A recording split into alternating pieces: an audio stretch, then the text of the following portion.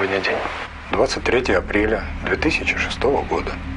Последнее, что я помню, это среда, 23 апреля 1900. سنة 2006 ظهر راجل في شوارع أوكرانيا لابس هدوم من الخمسينات وماسك كاميرا قديمة وبيسأل عن شارع ما بقاش موجود من نص قرن. ولما البوليس سألوا عن هويته طلع ليهم كارنيه من الاتحاد السوفيتي ومكتوب فيه انه مولود سنة 1932، يعني المفروض يكون عنده 74 سنة، ولكن اللي واقف قدامهم شاب عنده 25 سنة. يا ترى ايه اللي حصل لسيرجي، وهل فعلا وقع في فجوة زمنية؟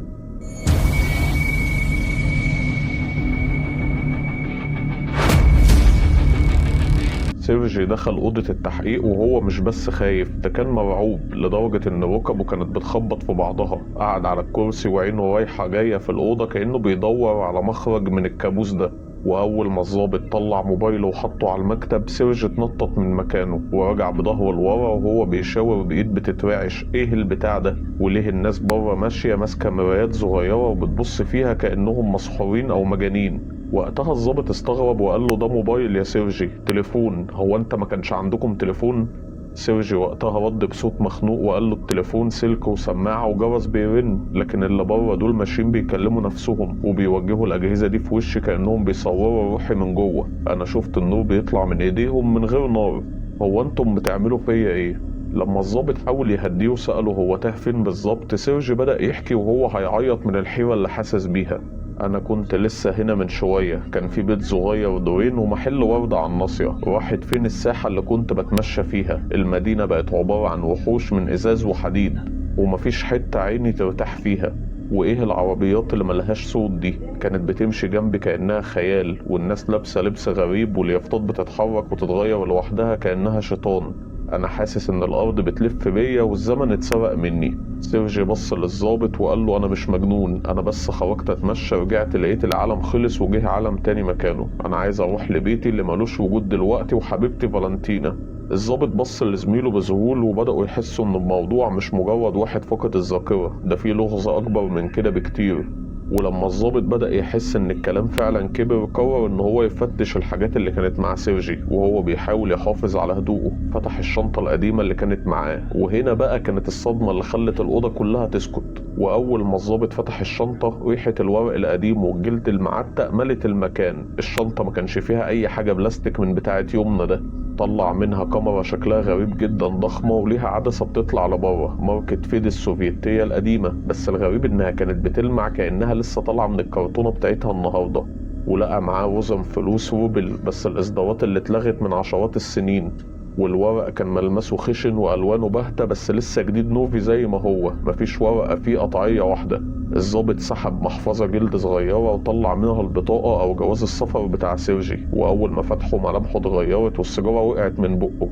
الضابط بص لسيرجي وبص للبطاقة وقال له بصوت واطي انت بتهزر، البطاقة دي مكتوب انها طلعت سنة 1950. والصورة اللي في البطاقة كانت لنفس الشخص اللي قاعد قدامه، بنفس الملامح وبنفس اللبس وبنفس الشعرة الواقفة، مفيش تجعيدة واحدة زيادة في وشه. ومكتوب في الخانة مصور فوتوغرافي ومختومة بختم الاتحاد السوفيتي اللي هي الجمهورية اللي مبقاش ليها وجود أصلا في 2006.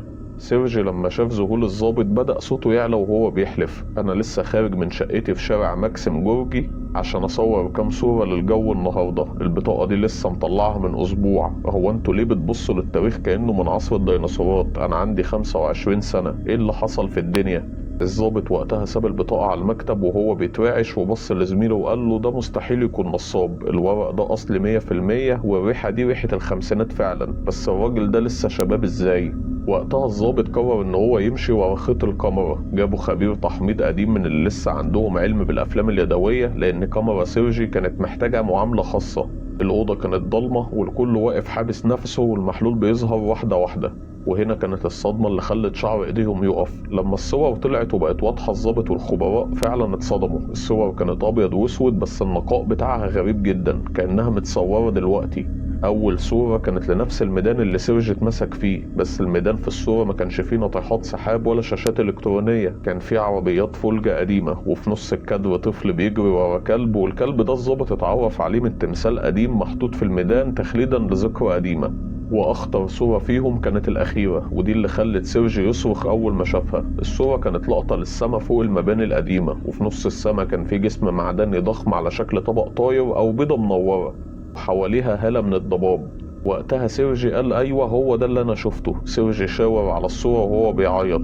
انا شفت البتاع ده في السما، النور بتاعه عمى عيني لثواني، ولما فتحت لقيت نفسي في وسط الزحمة والعربيات اللي بتجري زي الاشباح من جنبي من غير ما احس بيها. الخبير وهو بيكبر الصورة بالعدسة المكبرة لاحظ حاجة مرعبة في ركن الكادر.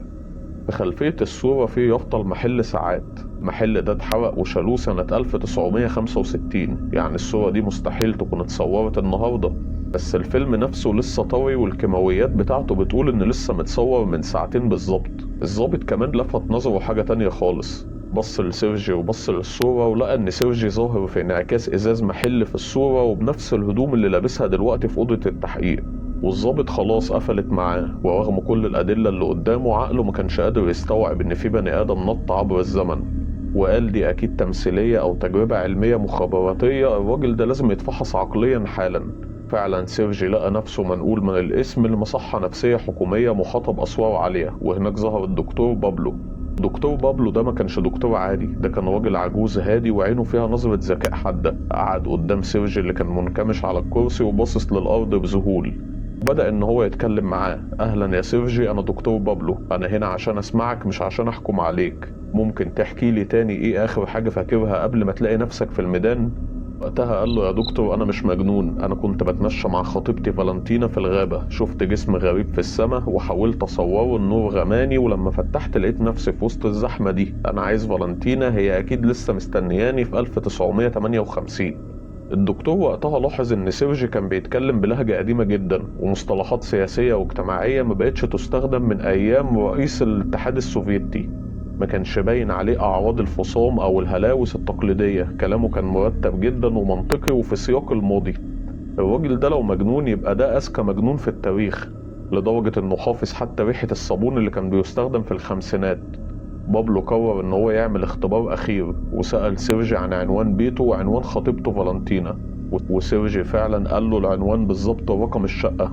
وقتها دكتور بابلو بدافع الفضول القاتل اللي عنده قرر يعمل حاجة بره البروتوكول. دخل مكتبه وفتح الارشيف القديم لبيانات السكان وبدأ يدور على اسم فالنتينا. والمفاجأة بقى ان بابلو لقى فعلا ست عجوزة لسه عايشة بنفس الاسم وفي نفس المدينة. وقتها بلغ الضابط وخد معاه 2 عساكر وراحوا للعنوان اللي الدكتور بابلو وصل له، وهناك خبطوا على باب شقة قديمة وفتحت لهم ست عجوزة ملامحها هادية بس عينيها مليانة حزن قديم. هي دي فالنتينا. الضابط طلع الصورة اللي كانت في كاميرا سيرجي اللي لسه متحمضة من ساعة وحطها قدام عينيها. الست أول ما شافت الصورة ايدها اترعشت لدرجة ان كوباية الشاي وقعت منها واتكسرت، وقالت ده سيرجي، دي صورتنا في جنينة ماكسيم جورجي قبل ما يختفي، انتوا جبتوا الصورة دي منين؟ دي ضايعة مني من سنين. الضابط سألها بذهول، يا ست فالنتينا الصورة دي لسه متحمضة النهاردة، والراجل اللي فيها موجود عندنا في الاسم بنفس لبسه، ازاي بتقول انها سنة 56؟ فالنتينا دخلت اوضتها وجابت صندوق خشبي قديم وطلعت منه صور تانية خالص. بس الصدمة كانت في التفاصيل. الصور كانت لسيرجي وهو شاب بنفس الهدوم اللي لابسها في أوضة التحقيق دلوقتي، الجاكيت الجلد والكاب وحتى القميص اللي تحت الجاكيت. وواحدة من الصور كان في خط ايد مكتوب فيه إلى حبيبتي فالنتينا لكي لا تنسيني أبدا، وتوقيع سيرجي مايو 1956. بتحكي وهي بتعيط وبتقول يومها كنا ماشيين وفجأة ساب ايدي عشان يصور حاجة غريبة شافها في السماء، النور كان قوي جدا، غمضت عيني ولما فتحتها ما لقيتهوش جنبي. وقتها اختفى وكأنه فص ملح وداب. الحكومة وقتها قلبت عليه الدنيا وقالوا انه هرب او اتخطف، وانا عشت عمري كله مستنية ان هو يرجع. الضابط وقتها ما بقاش عارف يعمل ايه، مسك صور فالنتينا القديمة اللي ورقها اصفر وحطها جنب الصور الجديدة اللي لسه طالعة من كاميرا سيرجي، والمطابقة كانت 100%. مفيش عقل بشري يستوعب ان الشخص اللي في صور الست العجوزة دي هو نفسه الشاب اللي قاعد دلوقتي في المصحة النفسية محبوس. الضابط كلم الدكتور بابلو في التليفون وصوته بيترعش، يا دكتور الست طلعت حقيقية والصور حقيقية، سيرجي مش مجنون، سيرجي فعلا جاي من سنة 1958. يوم 23 ابريل 2006، وقبل ما سيرجي يعرف ان فالنتينا عايشة لسه لحد النهاردة، المصحة كانت هادية جدا، وكان جوه اوضته تحت حراسة مشددة لان حالته بقت قضية امن دولة. الكاميرات كانت متسلطة على باب الأوضة والعساكر واقفين بره. الشبابيك كانت عبارة عن قضبان حديد ومستحيل حد يعدي منها حتى لو كانت قطة. أول ما الساعة دقت 12 بالليل الممرض دخل عشان يديله الدواء بتاعه وفتح الباب وبلم. الأوضة كانت فاضية تماما. السرير كان مترتب والهدوم اللي جابوها له من المصحة كانت محطوطة على الكرسي. القضبان الحديد زي ما هي مفيش فيها خدش. لما رجعوا شريط التسجيل شافوا سيرجي وهو بيدخل الأوضة والباب اتقفل، ومن بعدها محدش خرج. سيرجي ما خرجش من الباب ولا من الشباك. سيرجي ببساطة اتمسح من الوجود، كأن الفجوة الزمنية اللي جابته من سنة 2006 قررت إنها استكفت بيه هنا وسحبته لمكان تاني.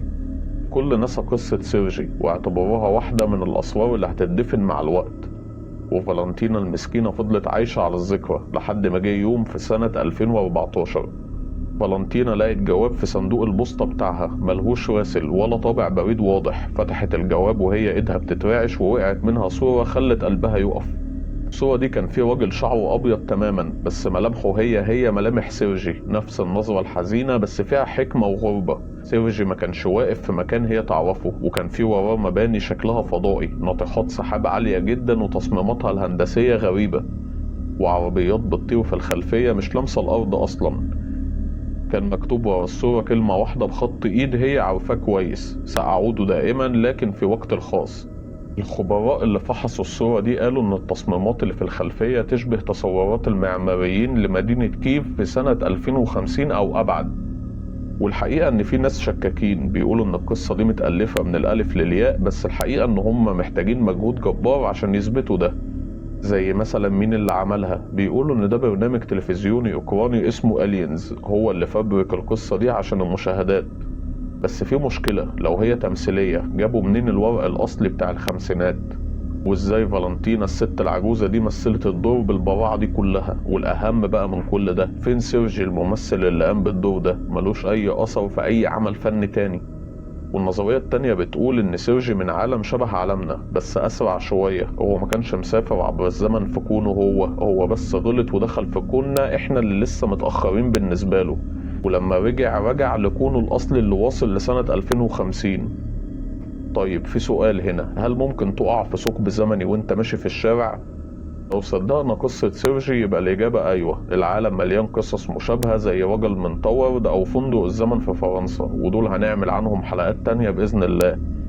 ولكن الحوادث دي دايما بتبدأ بضباب فجائي أو نور غريب، إحساس بدوخة وتغيير في صوت المكان، ويبقى فيه هدوء مفاجئ. فجأة تلاقي نفسك في مكان شبه مكانك بس في حاجة غلط. أنا محمد وحكيت الحكاية زي ما هي، ولو شفت جسم غريب في السماء بلاش تطلع الموبايل وتصور، اجري يا معلم، لأن الكاميرا هي اللي ورطت سيرجي وخلته تايه في الزمان.